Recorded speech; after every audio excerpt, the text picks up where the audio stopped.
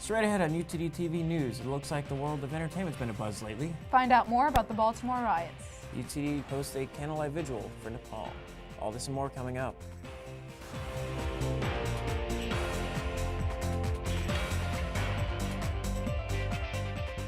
Hello and thank you for tuning into UTD TV News. I'm Anthony Lorienti. And I'm Susie Kaduri. Hey Anthony, it's the last newscast of the semester. Are you excited? Oh yeah, especially because I'm about to graduate. Well, at the top, it seems the world of entertainment hasn't slept these past 2 weeks. What have we missed out on? Well, I don't know, but our reporters Stephanie Valerio and Priya Gidvani are going to catch us up on the latest. Hey guys, this is your Entertainment 411. I'm Priya Gidvani. And I'm Stephanie Villarreal, and we have a lot to talk about this week. Let me start out by telling you about Bruce Jenner and his interview with Diane Sawyer. He finally is confirming all those rumors about his process of his sex change from a man to a woman. A lot of people see him, as this heroic Olympic winner, and now he's claiming to have the soul of a woman. It's been heavily criticized, though. People are saying that, this might be a promotional stunt for the Kardashians, or this might be just another or a forced agenda of the LGBT community. But it does have a lot of people talking about it, and a lot of the community is showing a lot of support. Yeah, that's true. I've seen a lot of comments on this recently, but other things that are popping up in social media have everyone talking about Grey's Anatomy. Now, this is about to be a spoiler alert, but I'm promising you might end up in tears also. The couple, McDreamy and Meredith, have been split for life. In this past Thursday's episode of Grey's Anatomy, Derek was hit by a car, and in this accident, he was fatally damaged. He died. The emotional scene was unexpected and left the audience in tears. Apparently, actor Patrick Dempsey had about a year left in his contract, but he had to back out for reasons which aren't quite clear right now. I guess we'll have to see what Seattle Grey's Hospital is like without Derek. I know, I'm so sad. I'm a huge Grey's Anatomy fan, and now it's like, what? What just happened? Yeah, but at least the show is still going to go on. I know, like Revenge, they're ending that at its 10th season. 10 seasons and they're ready to cut it off? I know. Another thing that's ending, David Letterman on The Late Show.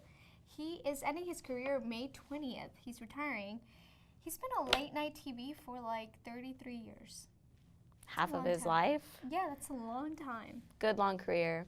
Yeah. In other TV news, this past episode of Agents of S.H.I.E.L.D. kind of alluded to Avengers? Yeah. Something about Loki's scepter being found? I know, and Avengers 3 is premiering this week. So everyone's been talking about it. Everyone's super excited. They've been showing a lot of clips, and a lot of people are saying, you know what, they're giving away too much of the movie. But critics say that's not even the beginning. The movie is so good that there's just so much to say about it. Rotten Tomatoes says that 99% of the community is going to go see it. But right now it's at a 73% rating, so I don't know. I'm going to have to go see it. Guess we'll go check it out for ourselves. I can't wait to see it. Thank you so much for watching us. Stay tuned. Until next time. Thanks, girls. Now let's get a look at the East Coast. In Baltimore, rioters rose when Freddie Gray, a 25-year-old black man, died from unexplained spinal cord injuries in police custody. What started out as peaceful protests broke out into extreme riots after Gray's funeral. Baltimore declared a state of emergency, and its mayor resorted to setting a curfew. Luckily, UTD students don't have a curfew. Last night, students paid their respects at a candlelight vigil for Nepal and collected donations for disaster relief after the enormous tragedy. The magnitude 7.8 earthquake devastated the country, and the aftershock has killed more than 3,300 people and caused avalanches in the Himalayas. In the U.S., the Supreme Court is considering whether or not the lethal interjection for the death penalty violates the Eighth Amendment, prohibition against cruel and unusual punishment. The discussion is over the first drug in a 3-drug procedure, midazolam, which medical experts claim does not reliably numb people against the serious pain caused by the other 2 drugs in the procedure. In local news, Richardson Mayor Laura Maxida was cleared of an ethics violation after a 3-week investigation. No evidence was found that she violated state law or ethics rules by approving a zoning change for controversial mixed-use development. The mayor may, however, have violated the Texas Public Information Act by withholding potentially incriminating emails from the investigation. Former UTD student Nadas Sentner Hastings also went through investigation.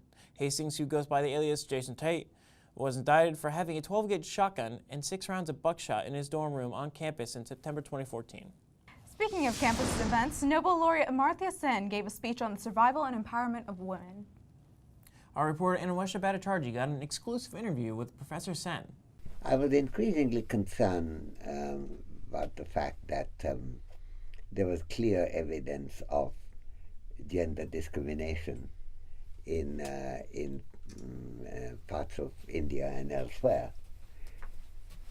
And I did 2 studies in the 80s. One was a study of some Bombay hospitals, and I was trying to check how ill are the children when they are brought to the hospital. Mm-hmm. And it turned out that the girls were much more ill than the boys. And the right way of reading it is that a girl has to be much more ill before she is brought to the hospital, whereas in the case of boys, at the first signs of illness, they go. So it was clear that there was a neglect of girls going on. You could never find a solution in one method of dealing with it. There are many phases, right. Many simultaneous initiatives that you have to undertake. And in it is the issue of schooling. In it also is an issue of media discussion. Mm-hmm. In it also is public debates and political debates. And I think the issue of freedom of thought comes there. One of the observed factors is that women's outside employment reduces, say, fertility rate. Mm-hmm. And what's the connection there? Well, fertility, the lives that are most battered by frequent childbearing and rearing is that of young women. Yes. And having an independent income, as well as having an education, mm-hmm. increases the voice of young women in family affairs.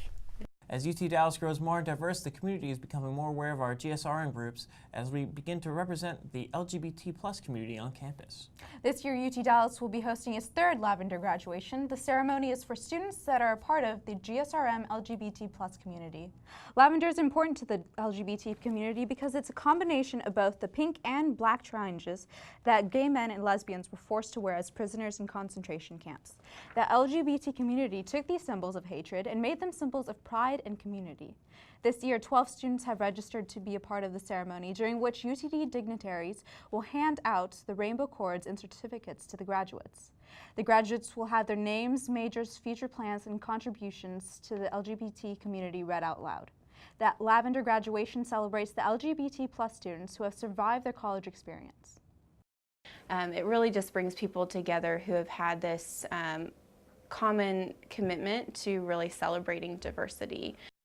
The student government is taking its own measures to represent the LGBT plus community, approving a resolution stating that they will oppose any bill put forth by the state of Texas that restricts the rights and freedoms of people based on their gender identity and or sexual orientation. You know what, Susie? It's the end of the year and I really feel like going to a really good party. You should head over to the Wildflower Festival. Hey, Espan, give us the latest sports update. Thanks, guys. Right off the bat, it's funny because it's a baseball joke and I'm going to talk about baseball. The baseball team is closing out their season this Friday and Saturday against Hardin-Simmons. The team is currently 23-14. It's a really big improvement on where they started, and they're batting .299. They need to beat Hardin-Simmons if they want to get a good seed in the ASC tournament. Now, moving on to women's tennis, the women's tennis team, unfortunately, they lost in the semifinal rounds of the ASC tournament, but 2 players were recognized for individual excellence. Casey Johnson and Avi Tran were both named to first-team All-ASC West teams. Now, Johnson, she was named as the All-ASC West Player of the Year for the 2nd year in a row after having a 7-1 record this spring in singles play. Overall, over her 4-year career at UTD, Johnson went 29-2 in singles, which is an amazing record by any stance.